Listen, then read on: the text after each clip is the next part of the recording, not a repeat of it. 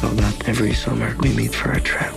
Vacation has officially begun on Netflix. To best enjoy your trip, we suggest the following itinerary. I say we just wing it. Wing it. See where the wind takes us. From best-selling author Emily Henry Are you guys like a thing? No, we're just friends. Platonic travel companions. comes your next favorite rom-com. Who wants to go skinny dipping? Alex says. Vacation, Alex! I love it when you get weird. People We Meet on Vacation, now playing on Netflix. Rated PG-13. May be inappropriate for children under 13. This podcast is sponsored by Talkspace. Last year, I went through many different life changes. I needed to take a pause and examine how I was feeling in the inside to better show up for the ones who need me to be my best version of myself. When you're navigating life's changes, Talkspace can help. Talkspace is the #1 rated online therapy, bringing you professional support from licensed therapists and psychiatry providers that you can access anytime, anywhere. Living a busy life, navigating a long-distance relationship, becoming a first-step father, Talkspace made all of those journeys possible. I could speak with my therapist in the office. I could speak with my therapist in the comfort of my home. I was never alone. Talkspace works with most major insurers, and most insured members have a $0 copay. No insurance, no problem. Now get $80 off your first month with promo code SPACE80 when you go to Talkspace.com. Match with a licensed therapist today at Talkspace.com. Save $80 with code SPACE80 at Talkspace.com. Welcome to My Breastie Says, two friends exploring life during and after breast cancer from two totally different perspectives. I'm Chris, a breast cancer survivor and a mother of two. I'm Jenni, a physical therapist and medical professional who specializes in breast cancer care. Together, we created this podcast to bring both sides of the story, the medical insight and the lived experience. Chris, I have a question for you today. Okay. Do you have a special vagina facial ritual? That's not where I thought you were going with that. Vagina ritual would probably a special care. I personally don't, but I have a feeling our guest today, Dr. Erin Michael, she's a physical therapist. I think she might have one for us. Wow, I can't wait to hear about this. This is the first I've ever heard about a vagina skincare ritual. Yeah. Vaginal care routine. It's one of my primary topics that I love to share. Vaginal care routines. Wow. So Erin and I connected online and found out we're like from the same town, went to the same PT school, and just like the amount of help she's bringing to women is incredible. I'm so excited she's here. We're probably going to have her on all of the time. And Erin went through her own breast cancer journey. Do you mind telling us a little bit about that and how it brought you to where you are in your professional world too? Sure. I will try to sum it up as succinctly as possible. So 37 years old, standing in my bathroom after a shower, something, Lord knows, higher power somewhere, told me to check my right chest. To this day, I will never be able to tell you how or why. Oh my God, I'm getting the chills. I know. I have the same type of story and the same age, Erin. Sorry, I had to chime in. No, please do. And it was right on my right pec. There was this little tiny pebble. And I was like, that's weird. And I spent the day another fun fact about me is I'm a competitive powerlifter and I was getting ready for a meet. And so I just was like, I must have a muscle knot. And so I just spent the day gently rubbing it here and there, trying to smooth it out. And it was a couple days later that I was like, there was a thing there. I should check on that again. And it was still there, still felt exactly the same. And that every PSA that we get as women about check your boobs. And I was like, I think I need to get this checked. And so I actually just went to urgent care because I was like, I just need a script for a scan. And I don't want to wait. I'm an anxious person. So I just want to get this over with. Right. Because you're not even 40 yet. So you don't have the annual mammogram or anything. Yeah. Nope. And no family history. So I wasn't somebody who was going to get early scans. So yeah, I just went and the guy at urgent care was like, well, it's a little high, but it is near your breasts. So let's send you, I'll write you a script for an ultrasound. And I was able to get into the radiology place the next day, basically. And there my journey started. The radiologist came into the room and was like, it's not a cyst, it's solid. And so we need you to have a mammogram. And I was like, okay, thinking that it was going to be like in a couple days. And she's like, no, like now. And I was like, okay. We're doing this. Yeah. Yeah. And this is all in 2020. So I was alone. Oh gosh. No. So I was very, very much alone and very scared. And but yeah, and then we got the mammogram, came back, and there were multiple areas. And that's when in my head I was like, there was hope of this being fibrous, that feels gone now. And my journey started. And that was like the end. That was the end of August into early September of 2020. Okay. And then officially diagnosed October 1st, if we want to have. Oh, wow. How else do we celebrate Breast Cancer Awareness Month? Right. And I ended up, I mean, thankfully, well, I shouldn't say thankfully, but it was very localized still. It was very early. I found it. It had not gone into my lymph nodes or anywhere else. Thank God. Yeah. And but there was so much dispersal that a lumpectomy would have left me very disfigured, and there's just not a lot of real estate here. There never has been. And so so I knew I needed at least a single mastectomy. And then I went for the double. That just felt right to me. And did you do reconstruction as well? I did, yeah. So I did implant reconstruction. Again, being like competitive powerlifter, and some of the fat transplants were just not an option for me. And I wasn't ready to go aesthetic flat. I don't know that implants are what I wanted either. But mentally, emotionally, I was just not in a place where I was ready to do that. And I have so much respect for the women who do. So it would have saved me some hassle for sure. I ended up with a pretty gnarly infection through surgeries. So I ended up having 5 surgeries in 13 months. Oh my gosh.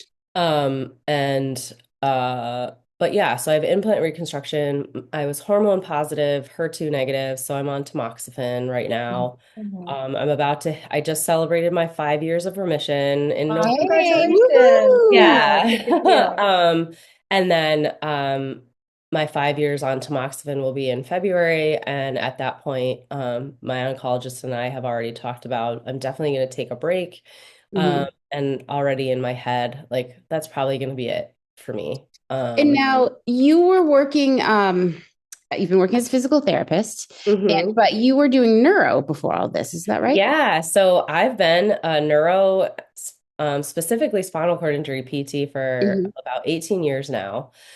And this journey for me, I know my personality has always been like, I'm a PT because I'm a helper, and I want to fix things, and I want relatable. So I knew that this story was going to transform me in some way, and like I was going to use my story to help others. I just didn't know how. Yeah. Of course, because I was navigating just having breast cancer. The tamoxifen and the hormone blockers are where I really found my place, because being a PT, being a science nerd, all this, like, I just was doing a lot of research, and they don't tell us anything about what's going to happen to our body when we take hormone blockers. And not only that, but also even just like, I have not had breast cancer, but I'm 48. So I'm like working my way in perimenopause. I think just women in general, there's not a lot. There's not a No, lot of information out there. Yeah. no. And so I like, again, I was very comfortable doing research, very Mhm. comfortable asking my doctors a lot of questions, and going in there with lists of things that I learned and want to get more information on. And do they impact me? Do they not? And when I started realizing, again, as a woman, like go up to this point, had zero idea how much estrogen did in my body. Right. And then Right. because we don't talk about it, we just don't talk Even about the fact that you and I have spent copious amounts of years in school learning everything about the body, yet estrogen. They don't talk about Nope. that at PT school. Not, no. they don't highlight it to the degree it should be. I mean, It should be. it's funny that it's just coming to light now because It I feel like does. there's a Yeah. lot more conversation about menopause starting to happen There is. that should have happened years ago, right? Yeah. Like, so we're not, Well, because and we're where not is all it coming science nerds. from? It's Mhm. coming from the fact that women are finally physicians and researchers and Yeah. Yeah. Excellent um point. Yeah. and like What? we're tired of just being told to suck it up. So yeah, so when I realized all the functions estrogen has and that we're just cutting them off overnight, or women go through chemo, and for Mhm. many women it shuts down their ovaries, It did and mine, yeah. so you're in medical menopause from chemo, you're in medical menopause from medication, you might be in medical menopause from surgery, because for many of us in the breast cancer community, they recommend getting your Yeah. ovaries taken out, or and the other thing that really hit me was I got into a virtual support group pretty early on in my diagnosis, and I forget how many of us were in that group. It was over 20. It was through a national organization, and I was the second oldest, At 37. 37 years old. Holy cow. Wait, what? That's crazy. It's interesting. It's hitting women so much younger. I was It is. 37 and I couldn't find anyone though my age because I was, Yeah. all my friends, no one had it. I was the Yeah. first. And so Wow. that realization and seeing all the women around me who were being diagnosed in their, like I was, mid late 30s, they're early 30s, late 20s, mid 20s. Like, Wow. there's a actress who she was diagnosed at 19. Like, so we're getting diagnosed younger, we're getting put into medical menopause, and how does our body survive that when it's happening decades earlier and it's happening without any adjustment? Like we're going from having estrogen to having none. Perimenopause is a nightmare, but at least you have it. There's a warning, and there's a warning too. Yeah, Yes. exactly. Like we know it's coming, and yes. And your body starts to figure out what to do as the hormones Right. fluctuating. Like there was just an off switch that somebody just pulled in the middle of the night, and like we're supposed to now just Gone. Yeah. I have a friend that went through all the menopause symptoms for like 10 years, she said. Yeah. So It it's can like be that long, and it I can was start like so this is crazy for women who go through perimenopause, like natural menopause. It can start in your mid to late 30s and it can last 10 years. And so there are women who are, 38, 39 who are feeling like their anxiety's gone up, they're having hot flashes, they're feeling brain fog, all Sleep these is crazy. things. Like can't And sleep. they're being told that they're too young and that they just need to, Go exercise. go rest, Drink go more water. exercise, Yeah. stop eating sugar, God knows what. And no, their hormones are fluctuating, and that's Yeah. that's what's happening. And that's something I wanted to thank you for, and I hope people find this episode, is just the fact that we're talking about it.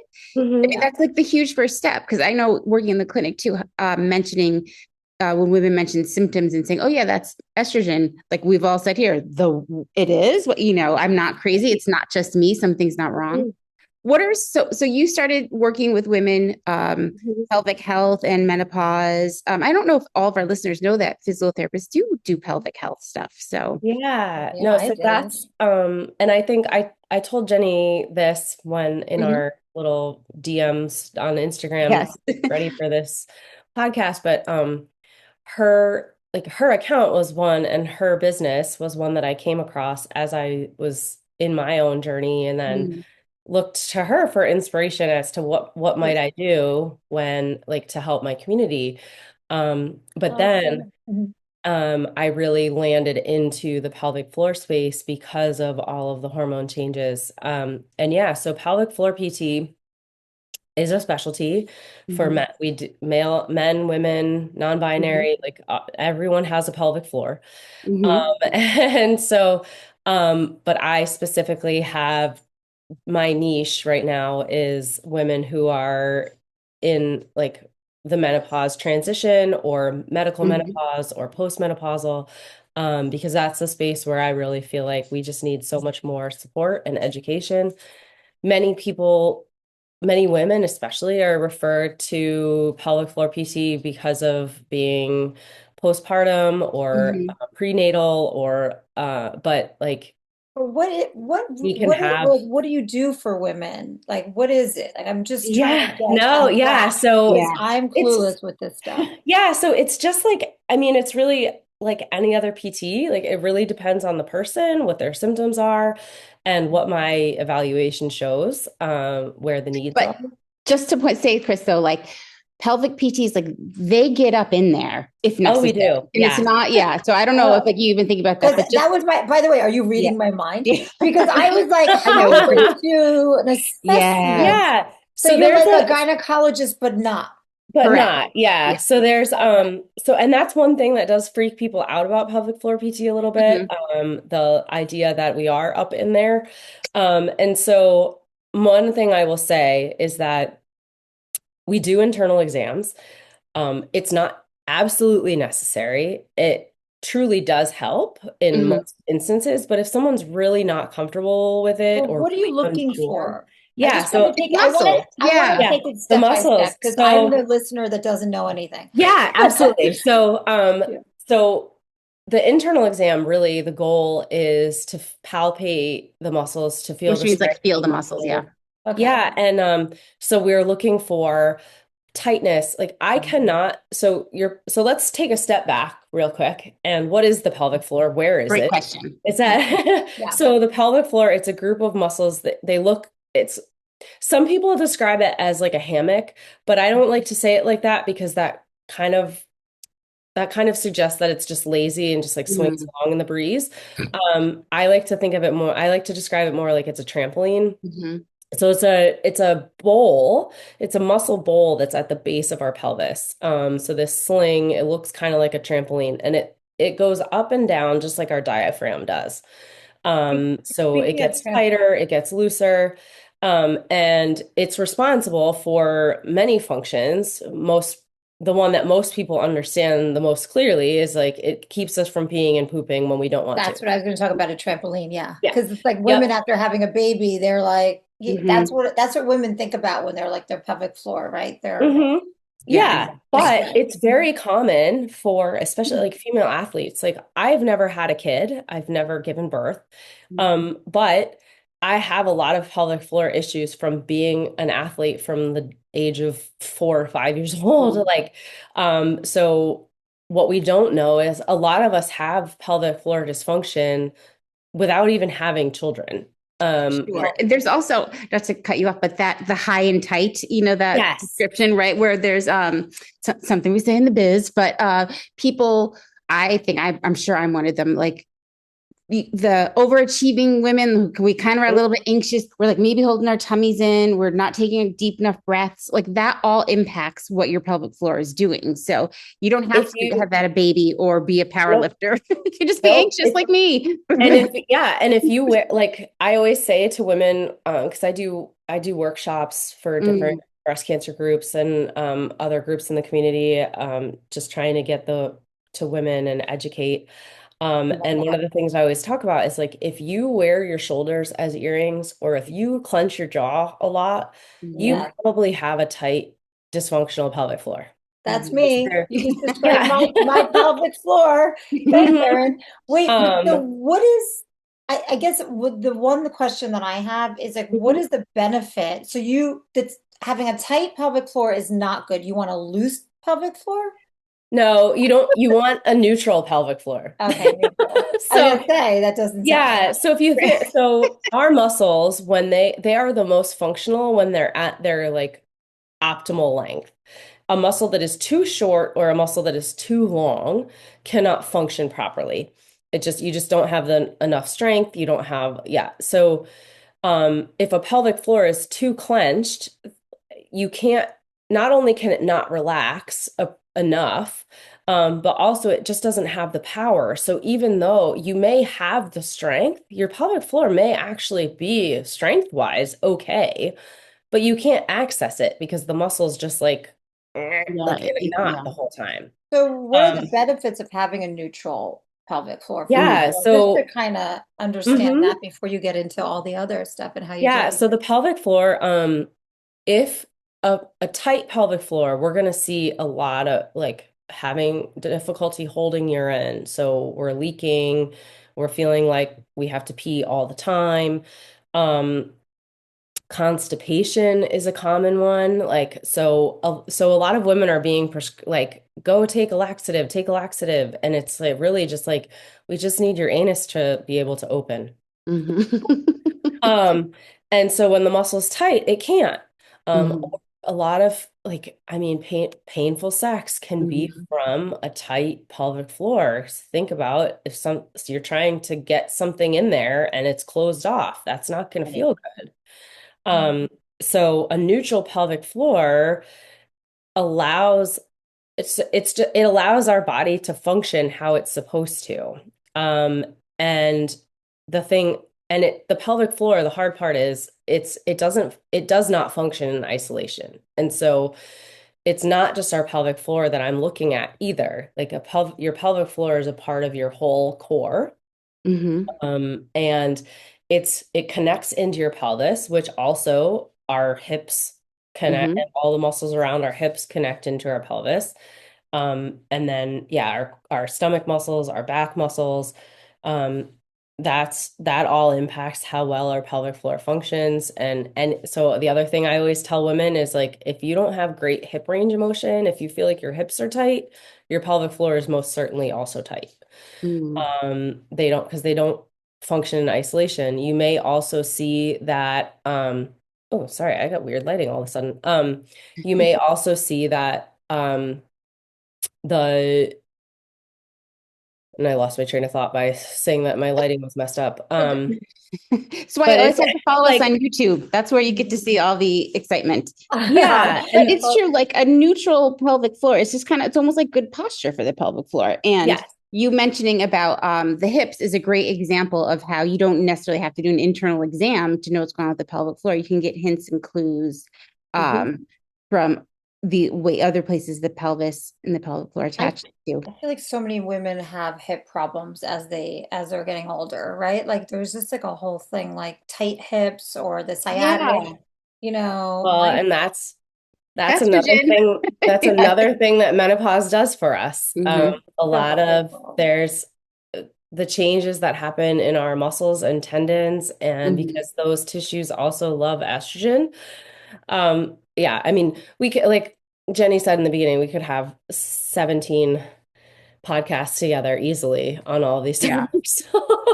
So how about we focus then? What are some of the, we're talking vaginas today. Yes. What are some of the maybe symptoms or that come up commonly that you hear from patients that maybe they're not connecting, like, oh my God, this is an estrogen thing, or oh my God, there's treatment for this. What are some things you've heard?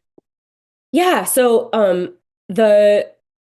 the leaking is the big one. Like I pee my pants when I jump, when I cough, when I squat, if I sneeze, if I laugh too hard. That's a common thing, but that's not a normal thing. None of us have to be okay with peeing our pants at any time. In any activity. Like I said, constipation is one. For the breast cancer population, like the painful sex and the dry vagina, the dry painful vagina, that's something. UTIs, recurring urinary tract infections, can I didn't know that. can actually come from menopause and the changes, the loss of estrogen. So the urethra is another tissue that, or is another part of the body that really thrives off of having estrogen or not. In urethra, that's where the pee comes out of. Just Yes, yes. So the urethra is our little tube that goes from the bladder to the outside. And for women, it's already short. Mm-hmm. We already have a very short distance. And so the menopause and at the loss of estrogen changes our pH down there. It makes it easier for bacteria to thrive. Mm-hmm. And so UTIs are more common. Leaking can also be more common from the urethra itself because that tissue, it can actually get thinner and shorter, just like So our it can vagina be does. the change in the urethra as well as the change in the pelvic floor muscles too. Correct. So actually, Yep. okay. And then the pelvic floor muscles themselves can change Just like because all the muscles. muscle loves estrogen. Women like we talk a lot about testosterone with muscles, but estrogen is for women. Estrogen is kind of our testosterone for muscles. So Erin, you know, as a breast cancer survivor too, we keep on talking about estrogen, but like, is that, you know, how do we do that? And I feel like my skin would be so much better, my vagina, obviously my pelvic floor from this conversation. What do you do and how do you do it being you know, having gone through breast cancer? There's so many. we started talking with the vaginal care routine. That's one of the things that I educate people about. You know, we spend a lot of time taking care of, especially as women, taking care of our face. Some people, we may have a 10-step face care routine. And so getting into the habit of using vaginal moisturizers. And what do you look for in a vaginal moisturizer? So not just lubricants. So lubricant is used during sexual activity to make things glide easier, but then that does not have a lasting effect. So vaginal moisturizers we can use every day. And so I mean, the big thing that we want to be careful of, our vagina and our vulvar tissues, and like everything is very sensitive. And so we don't want things that have fragrances or a lot of weird chemicals. So there's some brands that like Good Clean Love is a company that I recommend a lot. Bonafide. So personally, I use hyaluronic acid suppositories twice a week.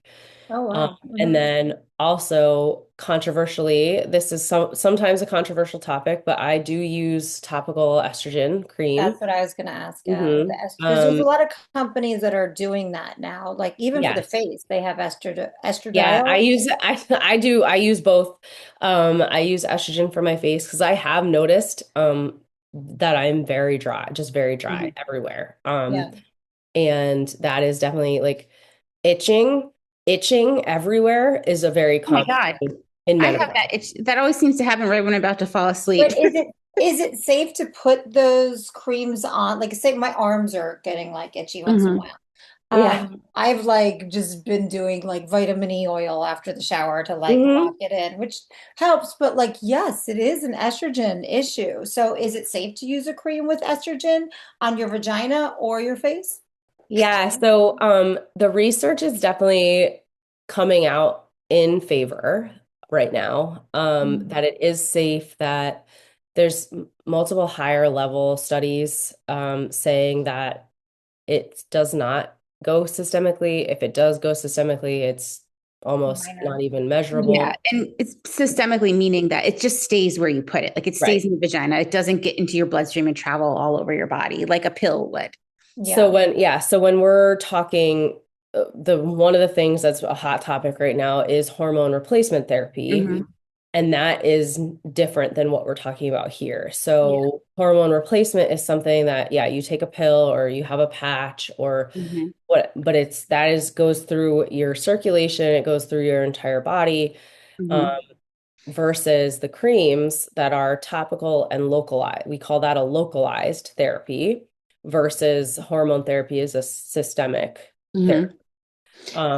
so localized, meaning that I'm using a cream, I'm injecting it, inserting it into my vagina, and that cream is before I go to bed, that it's soaking in overnight to help plump and moisten my tissues.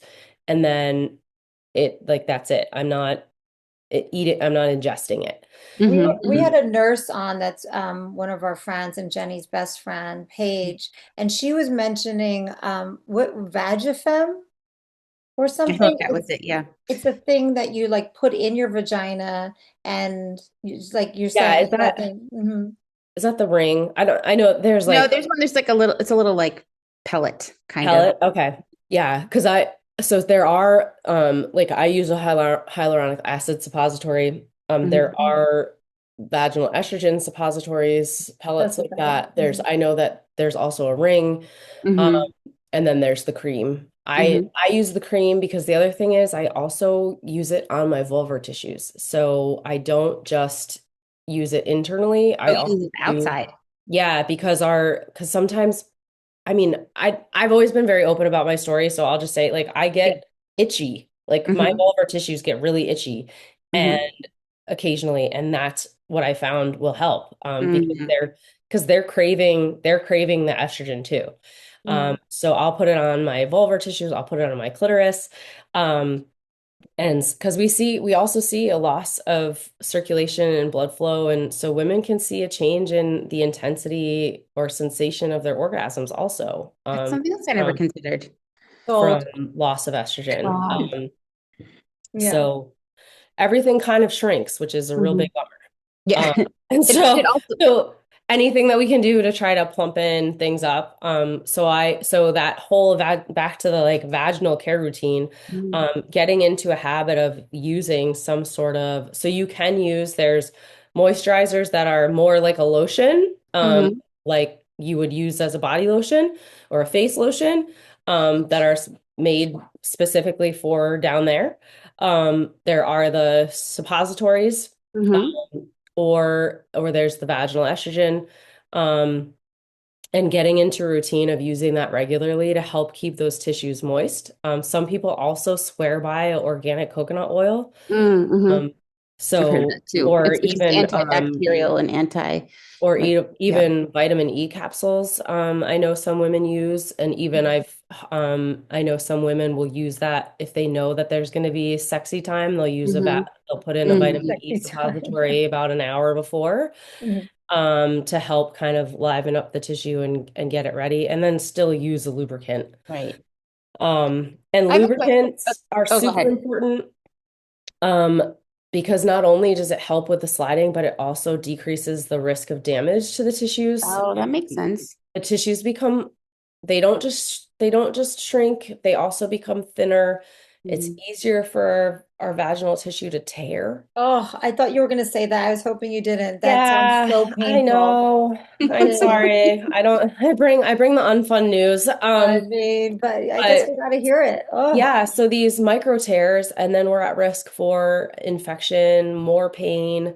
And so I always tell, like, use lube liberally, like just all the lube all the time. It helps, and it makes it more enjoyable in general when things slide easier. So Yeah, for sure. The question I had, sun moving all over the place here. I took one of the PT pelvic floor courses, and something they said was, your vagina is a self-cleaning oven. You don't have to wash it. Yes. Some days I'm like, is that douching. you don't have to wash it. Yeah, there's sometimes I still kind of want to. We're talking about douching right now, right? Douching, even can we really talk about it? Because can we use soap? I wouldn't. You can, but it's going to be a very neutral soap. It is, the vagina is really good it's designed to clean itself. And I like a very clean vagina. Right. And it's fun fact about me. Same. Well, and it's something that we've like, it goes back to this, our culture and the way that we make women feel about their bodies, and this idea that like it's going to be stinky and gross down there and we just have to keep it clean or we're going to be disgusting.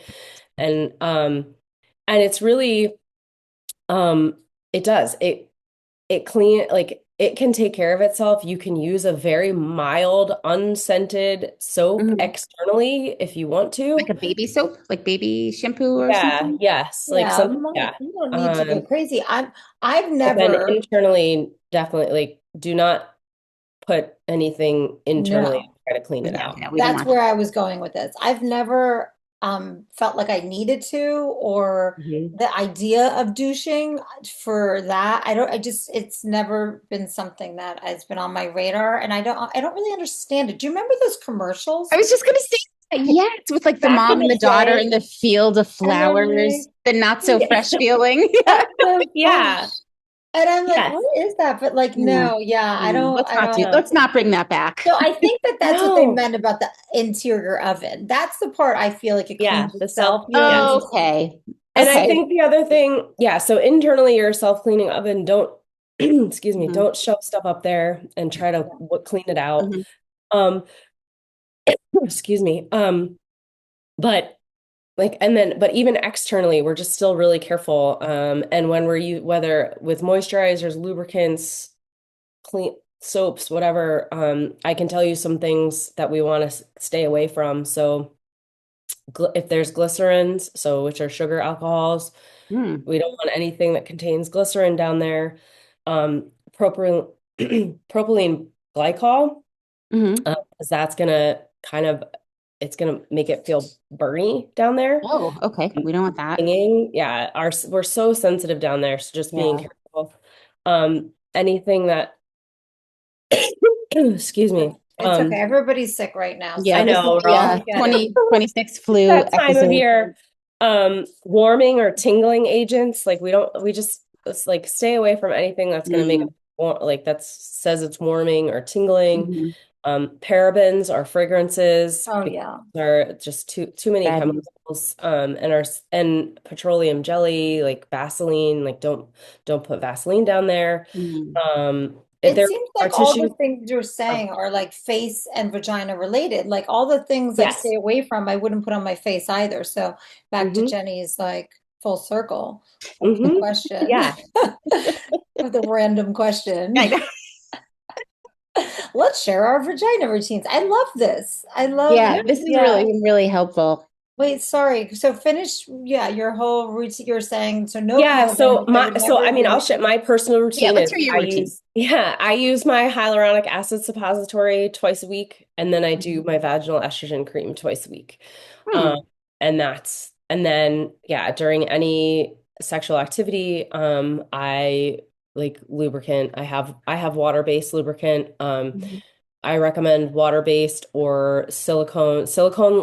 Longer lasting, but not if you're going to be using any sort of silicone toy, because it can break down the toy, or even oils. Like some people will also use coconut oil as their lubricant. So water-based, and again, no fragrances, just keep them as clean as possible. Do we have to worry about the probiotics or like the bacterial growth of the little colonies down there? So it's similar. I mean, that's another buzzword lately is like our flora, whether it's in our gut or it's the other end, the microbiome.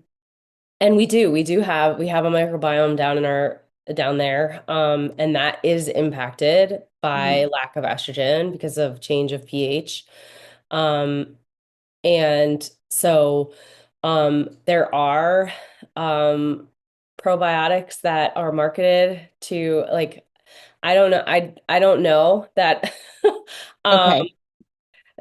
that's truly gonna might not be needed it's truly gonna make a big difference. I think it's hard because women in the wellness industry, it's just pushed on us so much that we need all these different 1000% wellness things. And I think we can kind of keep it simpler than that. Because I'm not hearing you mention, and then I feed my probacteria, in your routine, there's no probiotics. I do have a really fun fact though. Oh, let's hear it. You tell. So the use of a vibrator, there is science for it helping us with our vaginal tissues and pelvic floor strength. And so I can, and I do, prescribe that like vibrator use as therapy. So now I have heard that that can help with blood flow. That blood can help, flow too. right? Yep. Okay. And then what else? Tell me more. Now the science nerd in me wants to know why. Well, it's the stimulation to the area. So, I mean, pelvic floor strengthening is going to come from reaching orgasm. That makes sense. And so, and that's a second fun fact. The stronger your pelvic floor is, the more amazing your orgasms are going to be. The more intense they're going to be. Because that fluttering and that's our pelvic floor muscles contracting. And so the stronger they are, the bigger those contractions are going to get. So the bigger those O's are going to be. You're bringing us up on a high note. Like this is and then you're also, you're stimulating the area. So you're pulling circulation to the area. You're encouraging those tissues to plump up. It's sensory feedback too. Like, we can get that loss of sensation. And so I even think of this, like I talk about this a lot with my neuro patients. Like we're doing a lot to try to reignite sensation. The nerves going. Yeah. And so we're just going to do that down there. We're going to reignite the sensation of our clitoris is what we're going to do. So do you guys remember those, or they might still be around? They're like these platforms that vibrate that women, people would stand on. Yes. The lymphatic flow and things. Yes. Yeah. Just to like strengthen muscles and stuff. It's interesting how all these like vibration modes help different areas. Yeah. And so they even have one of the tools that we can use and that we can have women use at home. There's pelvic wands that if there is muscle tightness, the pelvic wand can be used to do some releases and reduce tension and kind of do like your own internal massage, basically. They now make some of those wands with vibration to them. Oh, interesting. Yeah. For that same idea, because it can help relax the tissue easier, and then also improve the circulation and vibrations. All right, so there's stuff so there's hope at the end of this. Yeah, there is. I know. I always feel like whenever I do my workshops, or I'm always like I know I'm saying a lot of really unfun stuff, but I promise I'm gonna leave us with hope. Yes, and I think you did that today. Yes. I think it's fun. I think it's fun, Erin. I mean, I've learned a lot. It's all the more you know. Like you, 1,000%. If you don't know it, you can't address it, and so it's uncomfortable to talk about. But now you talk about it, and now we know what steps we can take. Yeah. Or like figuring out the symptoms and what they're really linked to versus, just our, I guess it's just getting old. Just part of getting older. Oh well. Yep. Yeah. Just pee my pants now. Yeah. Erin, can you tell where can our listeners find you on socials? Yeah. So my Instagram is at bfempowered. So my business is Fempowered. It just that basically describes me in a nutshell. I love that. So we are all about female empowerment. Yes. At Fempowered. And then it's bfempowered.com is my website. And then Fempowered Women's Health on Facebook.